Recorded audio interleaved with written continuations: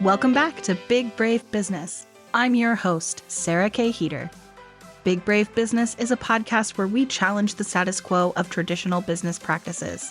So if you're ready to challenge norms, rewrite the rules, and redefine what it means to lead with courage and integrity, then grab a notebook and let's dive in.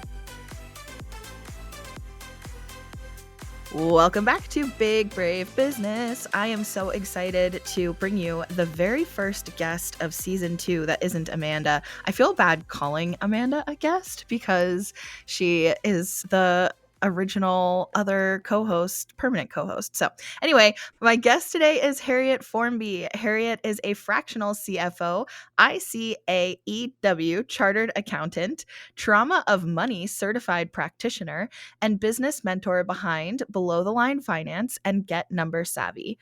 Based in the lush countryside in the United Kingdom, she's dedicated to empowering conscious business owners to transform their purpose-driven journey into a financial success story through fractional CFO services, training, consultancy, and mentorships that help us reimagine capitalism for a more compassionate world. So you can see why I wanted to have her on. I'm so excited to have you here. Thank you for joining me. Oh, amazing. I'm so happy to be here as well. Oh, it's brilliant. I wanted to sit down and chat with you about this idea of the trauma of money. I think on this podcast before, in previous episodes, Amanda and I dug into a little bit of our own money stories and how that comes up in entrepreneurship. And just, I feel like entrepreneurship in particular really makes you face all the things. We all have money goals going into business and going into business leadership. We definitely are monetarily driven, you could say. But at the same time, realizing as much as I want money, I also have a lot of fear and frustration around money is mindfuck. Like I have had to really work on that quite a bit. So I'm curious from your experience and what your life experience and your experience working with your clients, where does fear and frustration about money come from for most entrepreneurs? And what about for you specifically? Yeah, it's such a common theme, I think, isn't it, that we have to confront when we go into entrepreneurship. So I would say in terms of that piece, yeah, so from my experience of kind of people I've worked with and also just like my studies and sort of interest just generally into what is going on with money and us as people is two things really. So there's this whole confronting thing that you at some point you're going to realize is that everything we know about money is coming to us from conditioning, from our upbringing, from our communities and the way we've been taught to think about money. It comes from existing in like a whole capitalist environment where there's certain rules that maybe don't make a lot of sense, but we've been led to believe that's the only way it works and that's the truth. And that's all mixed in with like our own identity in relation to money, our own experiences with money and ourselves. And suddenly maybe we've got by and we've been in a job and we've got a salary and we've got all the benefits that go with a salary and we can just about work it out because it's a monthly thing. We get paid, we do our work, we get paid. That just about makes sense to us. And then when you become an entrepreneur, you've got the sudden realization that you are existing within an own venture. So you've got the whole existing with clients, customers, the marketplace, and also you are running a business. So you've got all these moving pieces. You're suddenly having to not just make a living for yourself, but you've got to make sales for your business. You've got to make sure people pay you, that you've got clients to work with you in months to come. You've suddenly got all these like business expenses to pay, and maybe you've got freelancers and staff and taxes, and suddenly you're the one that's got to work it out, or you know, within your own business structure, you've also got to find the funds to make investments. And so suddenly you may be waking up to like some conditioning and the backdrop of what's gone on with money through your life, and suddenly you're also in charge of a business and there's so much responsibility. So it's no wonder that we are terrified of, are we going to make it work? Have we got the money here in place to do this?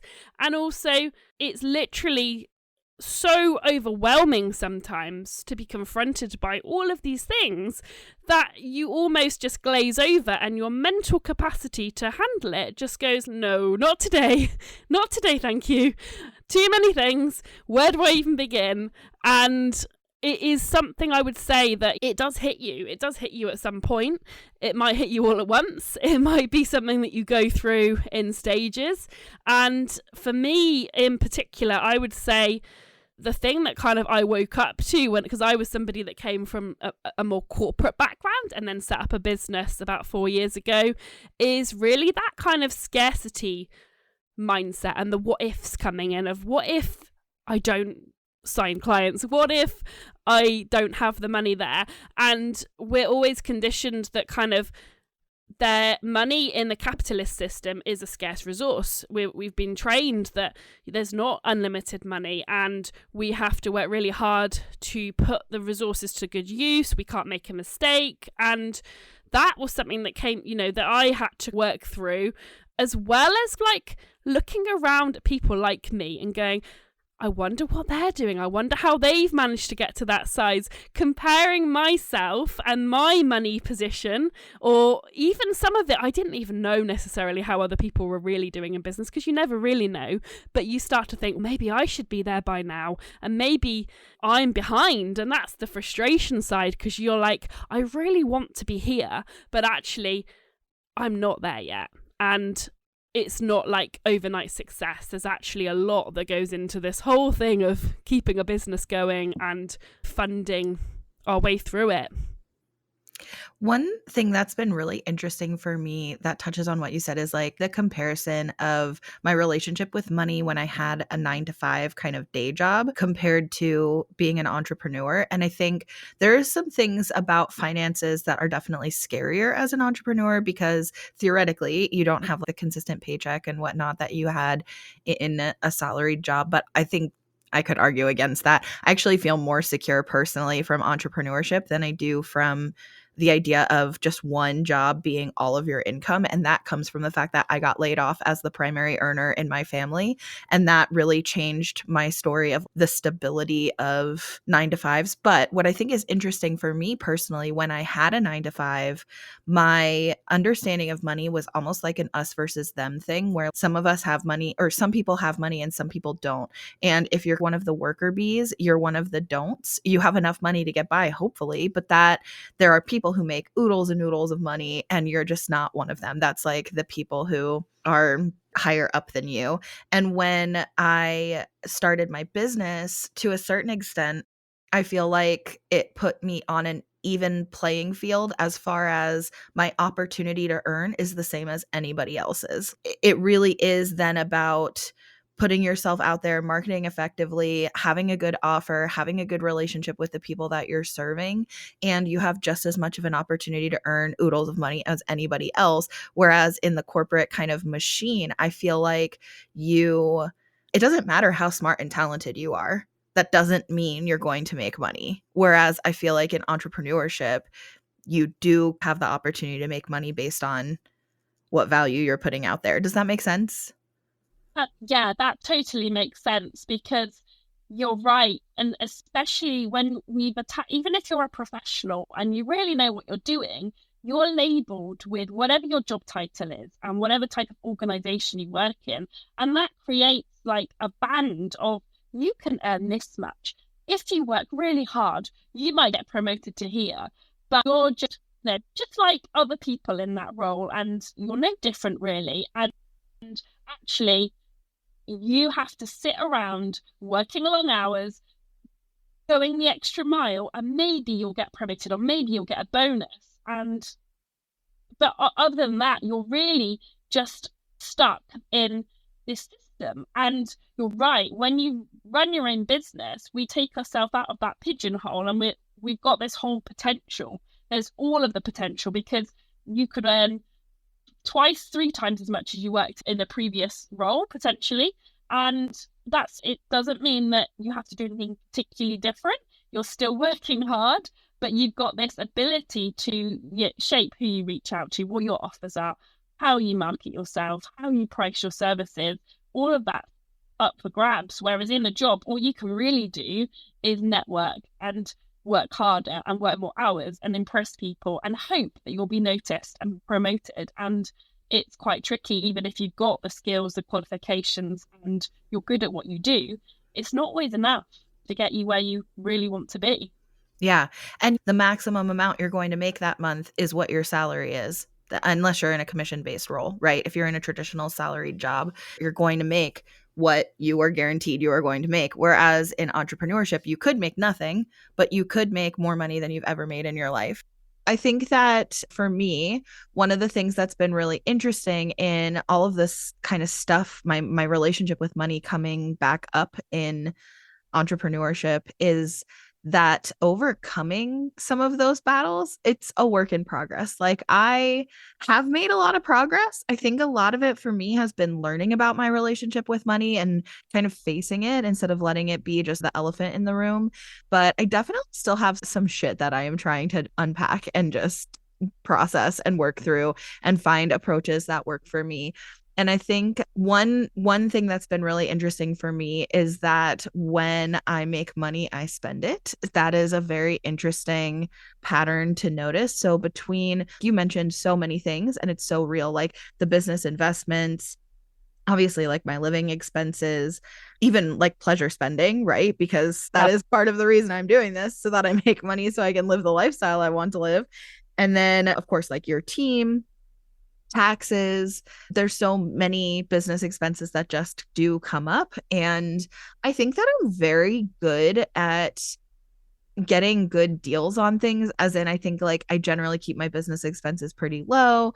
I think that I can find like a lot of bang for my buck, as they say. And still, I spend the money that I make, which is really interesting. I also have learned about myself that I do have a little bit of fear around this idea that I'm not good with money, that I can't be trusted with money, which is really interesting. I never faced that. I think I did have it when I had a salary at a 9 to 5, but I don't think it ever came up for me that I was bad with money until I was an entrepreneur and I'm making more money than I ever made before. And now I have this fear that I'm bad with money and that I can't be trusted with money. I also have a total aversion to managing money. So I don't like budgeting. I don't like bookkeeping. I don't like taxes. Like, I want to outsource all of those things all the time. If something with money comes up, I want someone else to do it. And honestly, I don't even want to learn about it. I want somebody else to handle it. So just interesting things that have come up for me. I definitely am a type of person that in general, things become less scary when I learn about them. And yet I have a total aversion to learning about money. So those are some really interesting trends just for me personally that have come up. And yeah, but I'm curious for you, what are some things that you've worked through or like personally overcome that have helped you, especially working not just with your own money, but with clients? Like, how have you worked through what is your money story? And like, how have you come through overcoming some of those things? Yeah, it's really interesting your perspective actually, because I am actually similar. So I think there's an expectation that if you work in finance, your personal finances must be amazing. You must be really saving, you must be really like doing all the good things, and you've sorted out your impulses, and somehow you're like perfect. But the reality is, I've got stuff I'm working through. And I think for me, some of it is similar to you. I spend the money that comes in and I can earn more money, and then the money goes out. And this thing, I think, so one of it is actually, as you grow your business and as you're doing more things, naturally you are going to find that the money goes, because you're like, oh, I'm going to invest in this thing, I'm going to do this, I'm going to do that, then this is going to happen. And like, you're existing within the economy, like changes there as well. And then there's also this thing of, if you are not used to holding money and you're not used to your bank account being filled up, you're probably, even if it's subconscious, you're going to just continue those behaviors, because like in the past the money's always come in and then gone out. So now what do you do when money comes in? It just goes out, because that's what I've always done.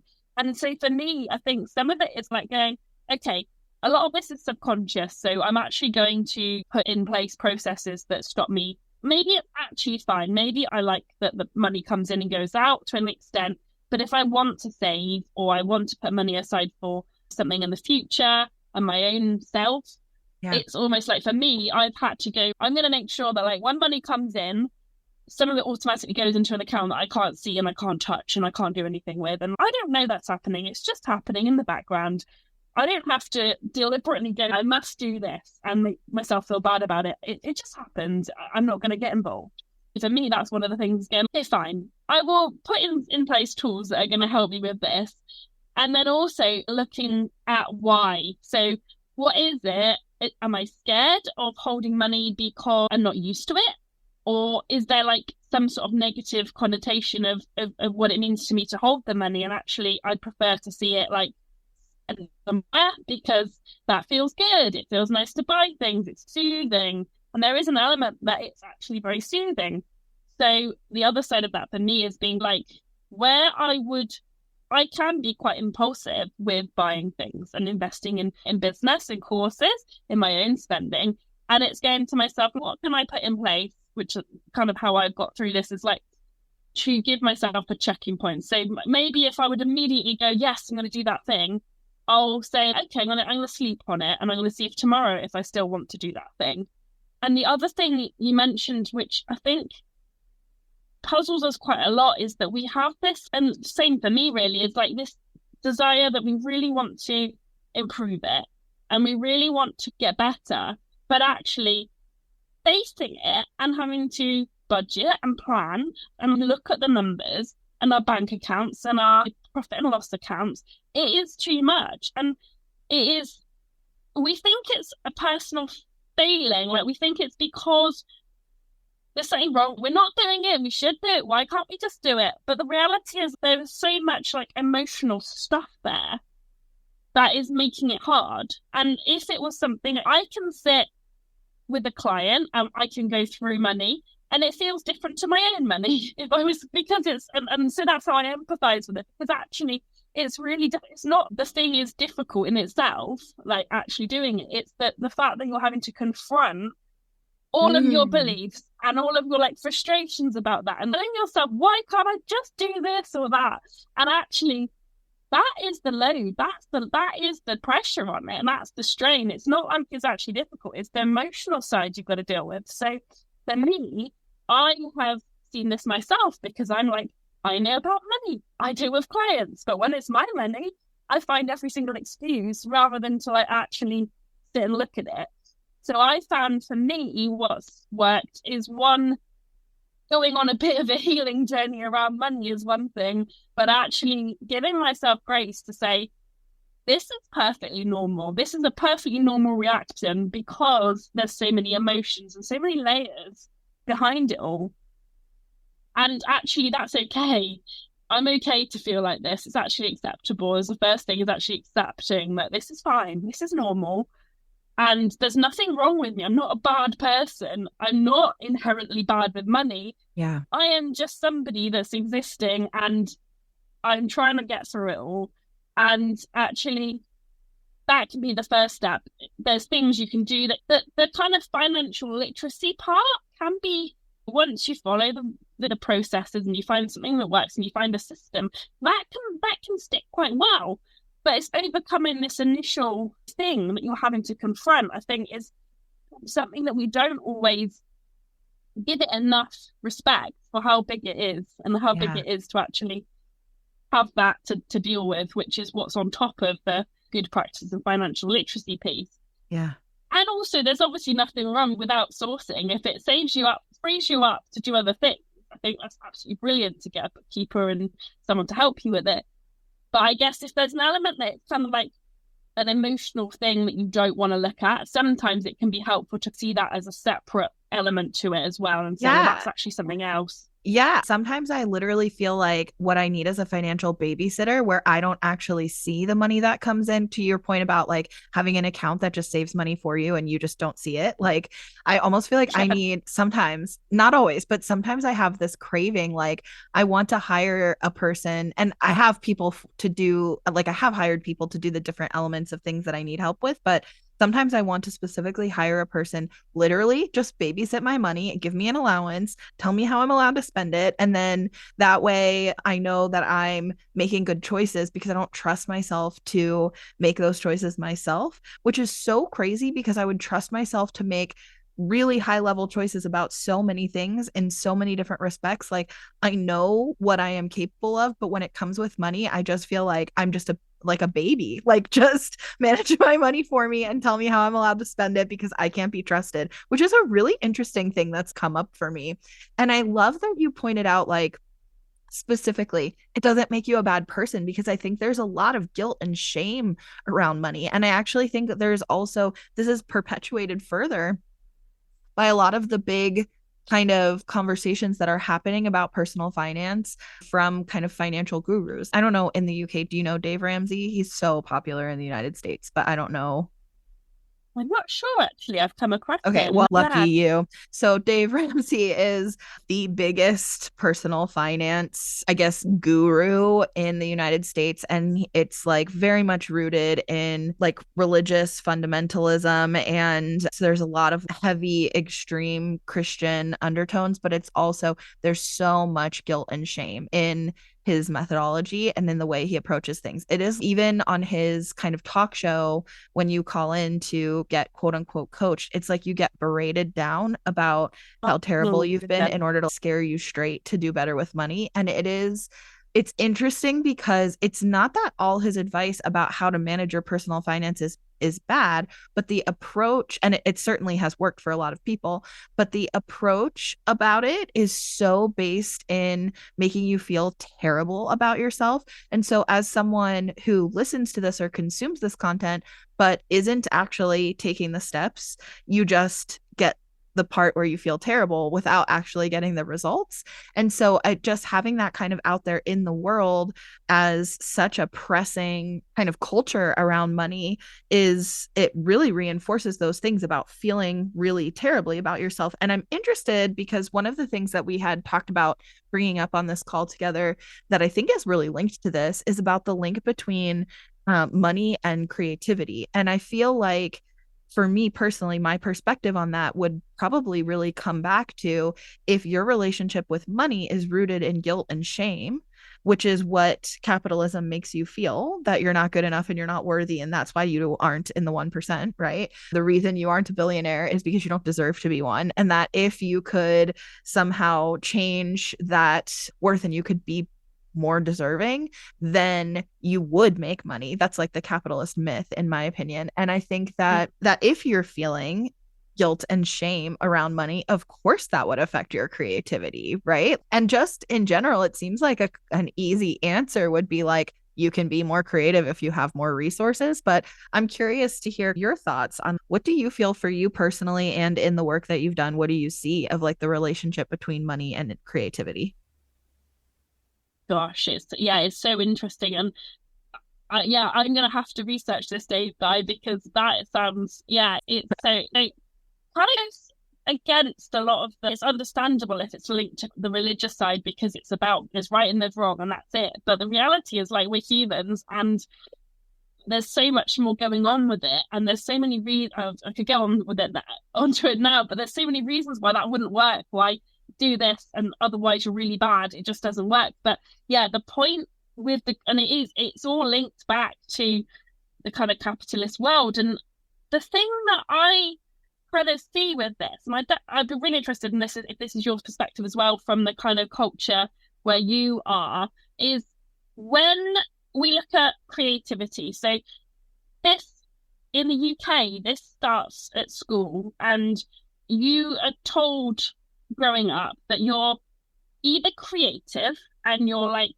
really good in words and writing and making beautiful things and doing lovely things that people praise you for, but they don't make money. But you're told that's just nice, that's a hobby, that's not going to make you money.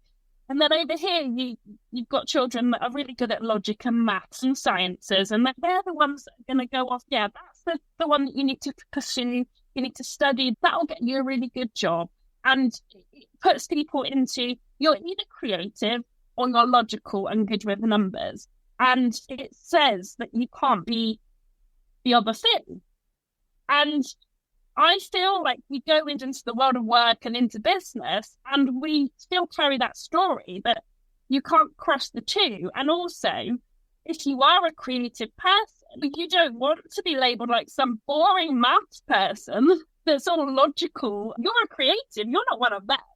And I feel like that's the thing that's coming up is actually, if you identify as being creative, you feel like, I can't be good with money because that's those other people over there. That's not me.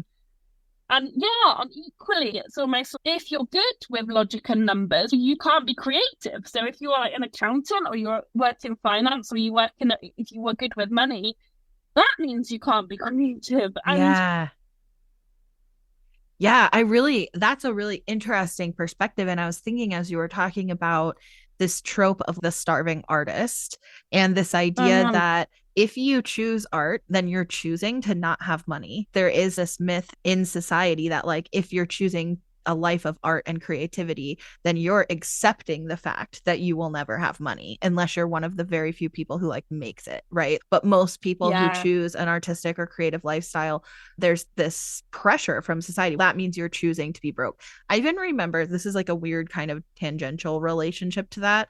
When I graduated with my master's, it was in public policy and public administration, so definitely not art, but at that graduation ceremony, I will never forget that the like dean of the college was giving this speech about how everybody who was pursuing this like advanced degree in this field was so honorable because we chose this knowing we would never make good money. And I remember sitting there at graduation like, wait, I want my tuition back. That's not why I agreed to do this.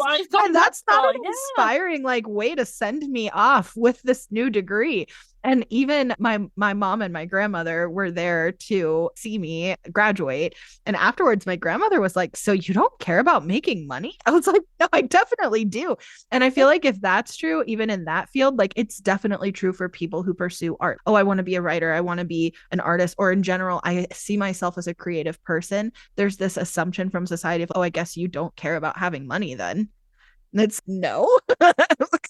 And it always goes as far as you shouldn't be asking for money. If you're good with words, if you're good with making useful things and making people feel something, you should give that willingly. It's almost like you shouldn't be charging. Yeah. Why are you charging for this when you're good at it and you're naturally, there's this idea that then it's not worth something, which is no wonder then you can feel like I can't charge. You start questioning that sort of thing because it's been, like you said, that's from the sort of graduation that's been taught to you. But the reality is totally different because actually when you come down to it, if you think about the value of the creative economy is huge. So we know this isn't true. We know that the reality is that creative people are actually having this huge impact on the economy. And also, if we think about like innovation and entrepreneurship, it's rooted in creativity. It's rooted in having an idea and having creative solutions to make it happen. It's about you problem solving because to make a product, you've got to problem solve. To make services, you've got a problem. What do people need? Okay, how can I make this differently to other people? How can I innovate? And sometimes the money side can make you creative because you're saying, how can I do this more cheaply? How can I deliver more value? How can I price it in this way that people will buy more from me? How can I be creative about that? Yeah. But what I see I deal with a lot of people who would identify as being creative is what they believe is that they've got to hide that from the money side because if somebody in the finance profession starts talking to them about money, all they're going to do is tell them what they can't do. They're going to tell them, do less of this, budget more, spend less, get back in your box and make it less risky. Whereas actually, if we could be a lot more open, and this is what I sort of believe in myself and how I interact with people, is actually, okay, we get that there's shame, we get there's frustration, but what if we could turn the money around and make this the thing that allows you to be more creative? And like you started there, you were saying about creativity. There's loads of examples of people making good money being creative, and actually that's really valid. We can be really good with money and make more money, and we can turn it around and we can have more impact. We can have more stability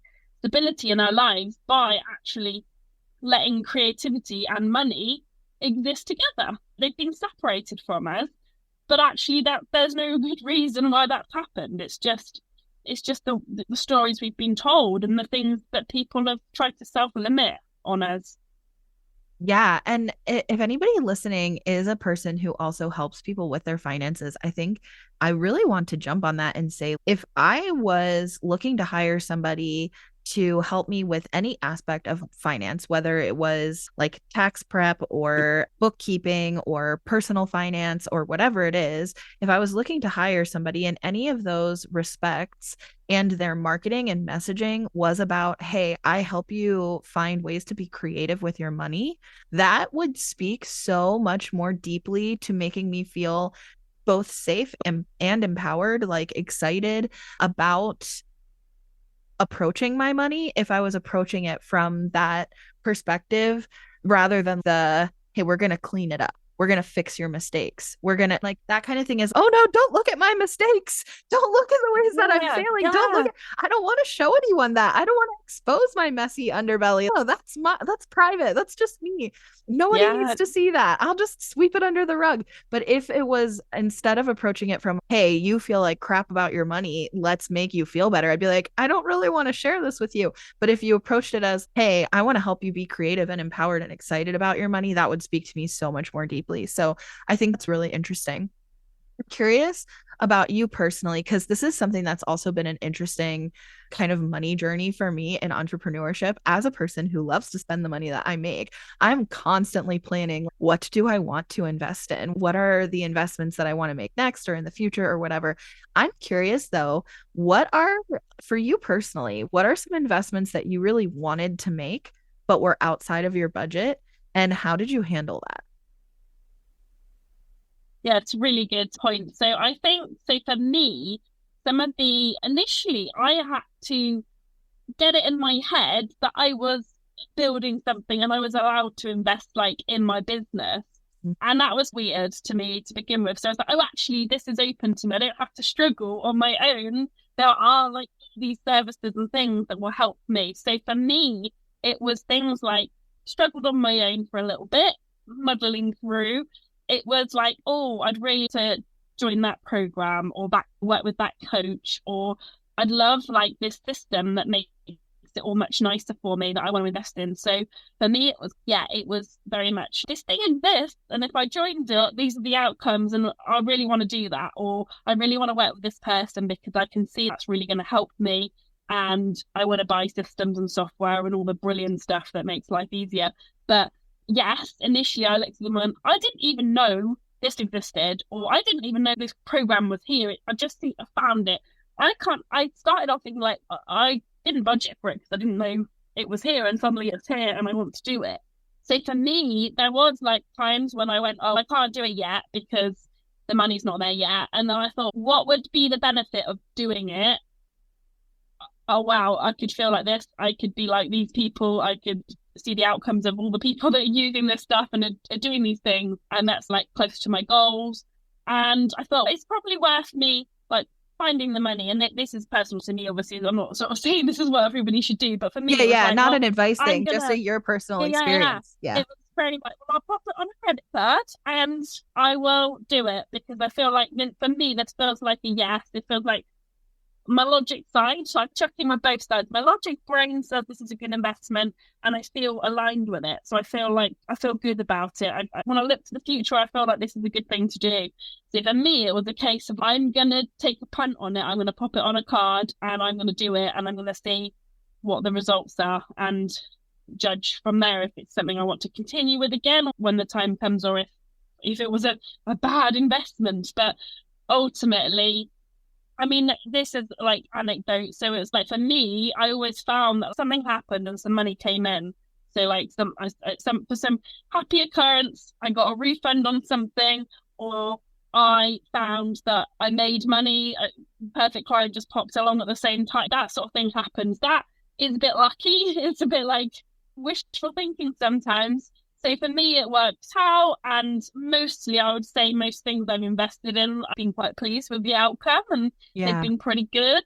For me, it was very much, did I want it enough? Could I see it being a good business investment, and did it feel good to me? Did it feel like the right thing to do? And that was like how I moved forward if it was outside of my budget. And the first thing as well I felt with that was actually like, okay, I didn't actually have a budget for this because I didn't maybe know it existed. But Yeah. I'd say like in the future, then I would be thinking about, okay, in the future, I want to put budget aside or to plan my business so I can do more of these things that I like to do.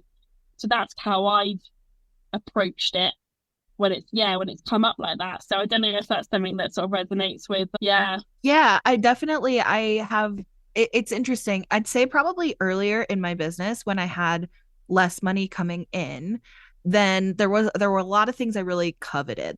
Some of the really big name people who you follow because you don't know anyone else, so you start at the beginning just with the biggest names, and that's really who you're primarily focused on learning from, and you don't have your own network of people to learn from, and so you're like, "Oh my gosh, I want to buy everything that they offer. I want all of the things."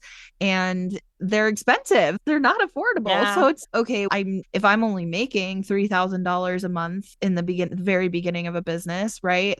And some people making much less than that. But if you're making $3,000 a month in the beginning of a business, then when somebody has a $3,000 offer, it's no, I can't do that because I also have to buy groceries. That's not a choice, Yeah. right? So unless they offer a really accessible payment plan or something like that, you have to just say, not right now.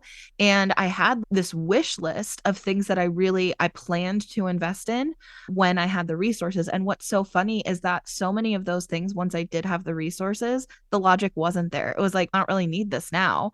And I I don't find need it that now. so Yeah. interesting because I feel like a lot of those things are geared toward people who are more at the beginning stages. But if you're at the beginning stages, you probably don't have the budget for it. And that's a whole Yeah. other tangent. We can have a whole like podcast episode about that. But I feel like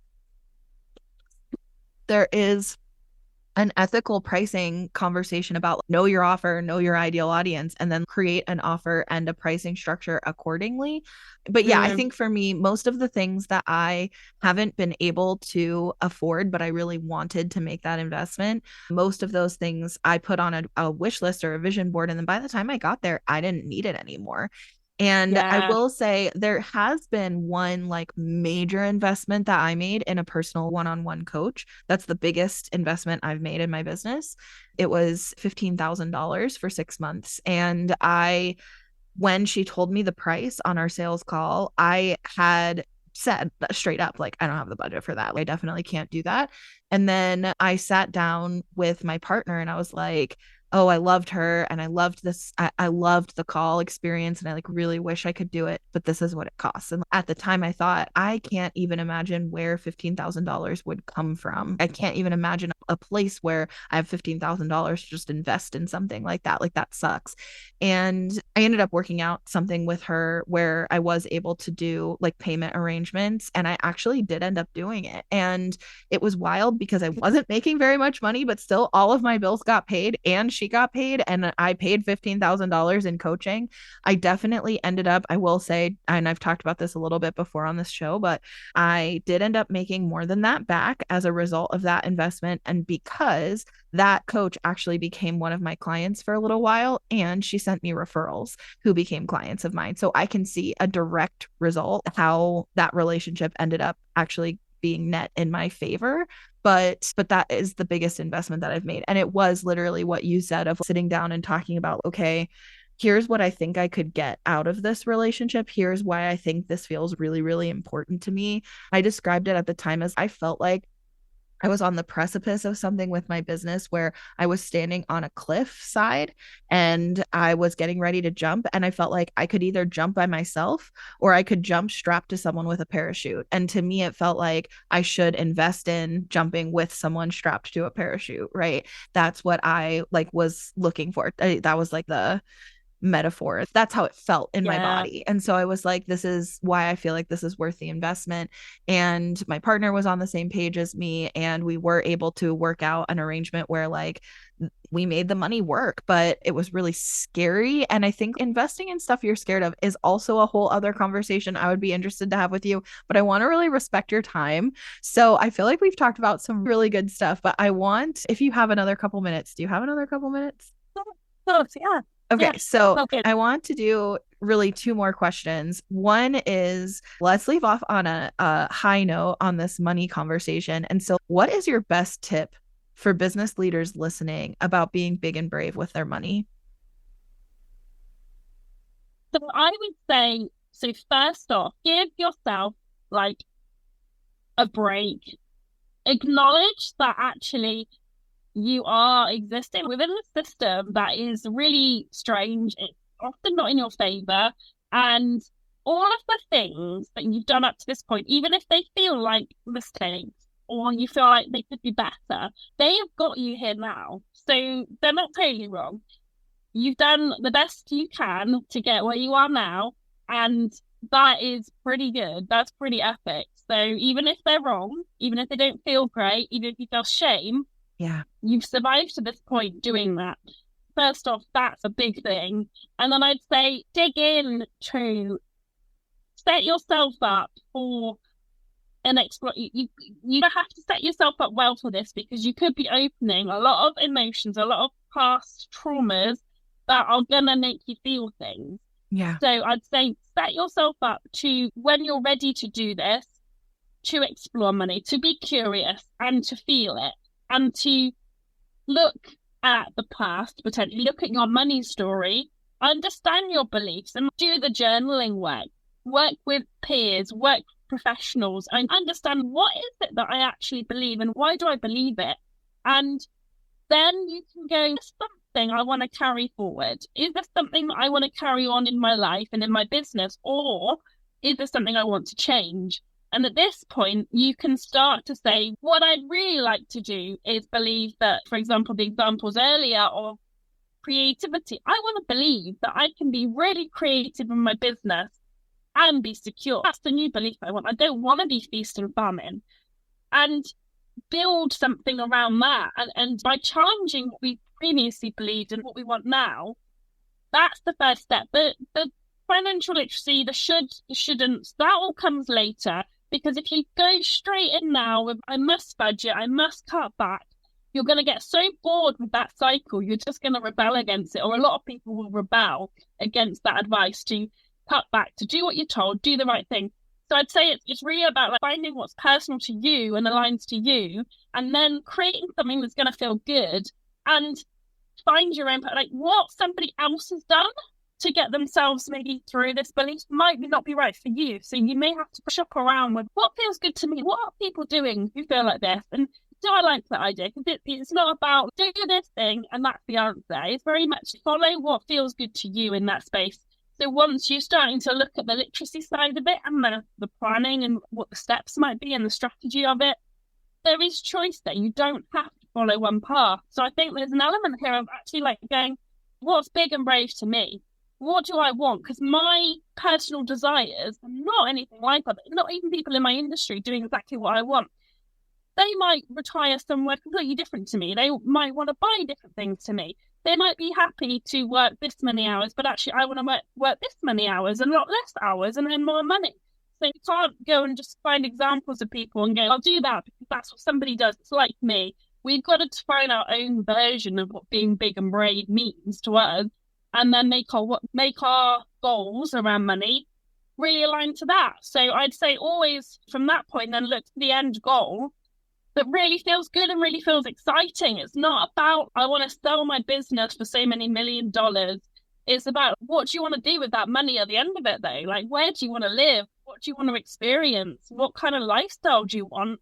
That's going to be what excites you to make the money work for you, because otherwise you'll get bored because it's somebody else's dream. It's got to be aligned to what does feeling good with money look like in your life, because that's going to be the thing that gets you excited. There's so many things that you said that I love. I think one thing is journaling, and I want to just call out some of these things. Journaling or sitting down and writing out to get to know what your relationship with money even is, and what are the assumptions that you have about money. How would you describe your relationship with money? And I think even for me, something that's been really interesting is going back into my childhood and like generationally my family story of even my mom's childhood, my dad's childhood, their parents' childhoods and upbringings. Like, as far back as I know, what has the money story been in my family? What are some of the lessons that were taught generation to generation? How was I raised to understand money and to think about money? And I'm not talking about necessarily specifically like financial literacy, but just as far as my relationship with money. And I think like my biggest tip is that your relationship with money is not going to go away. It is something that stays with you. It follows you into every chapter of your life, no matter how big and successful your life is. That relationship with money comes with you. That stays with you. That's a relationship that is part of your life. And your best opportunity to really be big and brave with it is to engage in that relationship and to help try to shape that relationship to be what you want it to be. And I think that's really related to what you were saying of looking at those assumptions that you have about money and what your money story is and your family money story is. What do you want to carry forward? That's how I think you phrased it. And I loved that, because it's like, what do you want to keep taking with you and what do you want to rewrite, and what would it take to rewrite that? I think is just such an interesting approach. And the other thing you mentioned that I really want to call out is saying, if you just take other people's advice, that you might end up rebelling, because I don't think of myself in general in life as a rebel. I am like a very color inside the lines kind of person. I am like a lifetime member of Girl Scouts, or in your part of the world, Girl Guides. I am a just total Girl Scout. And so I don't think of myself as a rebel. I'm very vanilla. I'm very like in the lines. But I also do know this about myself, that when I feel restricted or regulated, I do rebel. So even with my own, this is going to be like such a weird connection, you guys, but when I grocery shop and I meal plan, like if I have a meal plan that's like, on Monday we're eating this, on Tuesday we're eating this, on Wednesday we're eating this, on Monday I will make anything other than what is on the meal plan. I will rebel so hard. Same with like meal prep. If I prep all my lunches for the week, you can be almost guaranteed that the only one I will eat is the first one. And then after that, I will be going out to lunch instead of eating my meal prepped thing. Like, I need to have choices and I need to have flexibility. And it's so funny that you said that, because I could feel myself like, as you were talking, I was like, I know that's me. I know that's what I would do. And so as much as I said I want to hire a money babysitter, I also know I would just feel like a rebellious teenager if they said, this is okay, here's your allowance, this is how you're allowed to spend it. I would be looking for ways to be rebellious. You'd be looking for ways to, yeah, that is just so interesting to have that kind of called out. And I just, if you listening, if you can relate to this, just know you are not alone. We both just called that out of that is such a normal tendency, and that helps me so feel more normal. Yeah. So I hope that it helps you feel more normal too. And I also think it goes back to that idea of creativity a little bit, of actually, I'm a person who thinks outside the box. I'm an innovator. I'm a visionary. I push boundaries. Like, actually, that's who I am. And that's, I think, more where that rebellious streak comes from. But anyways, thank you so much for all of this. My favorite tradition with Amanda on season 1 of this podcast is we used to finish off most of our episodes with what is making us happy right now. So I'm very curious. It can be business or personal. It does not matter. Most of ours end up being about food, but it can be anything you want. So for you personally, what is something that's making you happy right now? Oh, I love this. So it's something actually this morning. I was looking in my calendar for the week ahead and I was like, oh my goodness, I actually love my week. Sometimes we get to Monday and you're like, oh my goodness, I've got to get through all of these things. But I look forward to, I'm going to speak to these great people. I've got these great things I'm going to. I just thought, wow, something's going right. Where the things I'm saying yes are the things I'm really like are real big yeses, rather than like when you slip things into the diary that you're like, oh, I'm not really feeling great about that. I was like, wow, these are real yeses this week. And it just made me think it's fun. That is good. Yeah, I'd love to know for you as well. Yeah, that's such a good one. Oh my gosh. I thought of so many things that I could say in this. So now I have to pick one. I think I'm going to Yeah. say, as cheesy as it is, I think it's this podcast. I actually have recordings scheduled in the next couple of weeks that will take me all the way through July. And I have some that are pending scheduling that hopefully will get on the books in the next couple of weeks that will take me all the way through September. And planning out, Wow. first of all, Yeah. like, collaborating with people like you and coming up with like our list of prompts of things we want to talk about or address, and looking at this whole list of the conversations we're going to have in season 2 of this podcast. Like, I'm so excited. And I've actually had to make myself like put it on the shelf sometimes and be like, you need to focus on client work. Like, you actually have a business to run, and you only have a certain amount of time allocated to work on this podcast, and then you have to do your like revenue driving work, Sarah. You have to take care of your clients. But it's just interesting because obviously I was so like, part of me was so sad and like grieving the idea of not having Amanda on here every week with me. Um, And we still talk all the time, almost every day actually. But I was thinking like, oh, I'm gonna miss her so much, and I want her on the podcast as often as I can have her on, and I'm so sad. And now I'm like, okay, but I can be excited at the same time. I'm sad, but I'm also excited. And I just think this was such a fun, interesting, deep conversation. And we just met, which is so fun. yeah. That's my Really favorite fun. thing, is like meeting people that you can just go deep with right away. But I just really, yeah, I loved this conversation. I'm so excited for season 2 of this podcast, and all the things that it can continue to be. And I'm so like floored by the people who have submitted the form saying that they're interested in coming on the show. So if it's something that sounds good to you, do know that my calendar is filling up fast, but I would be happy to continue to fill it. I'm having so much fun. So you can learn more at bigbravebusiness.com. If you want to connect with Harriet, which I know you do, because this was an awesome conversation and you are so smart, Harriet. So I know the person listening definitely wants to connect with you. We'll definitely make sure all of Harriet's links are in the show notes, so you can definitely go find her. And like I said, bigbravebusiness.com is how you learn more about how to be a guest on the show. And you can also connect with me primarily on Instagram at Sarah K. Heater. As always, of course, that is going to be in the description as well. And I guess that's all I have for you this week. But thank you again, Harriet. Thank you for listening, and we'll see you next week. Bye.